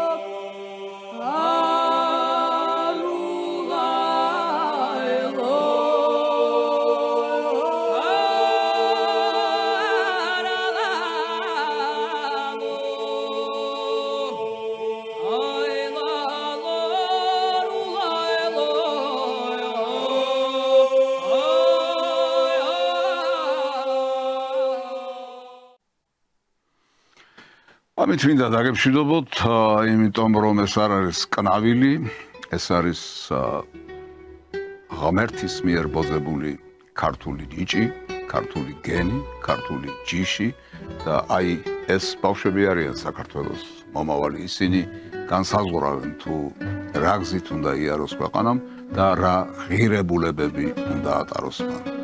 მოგილოცავთ შობა ახალი წლის ბრწყინვალე დღესასწაულს და ამით დაგებშვიდობებით.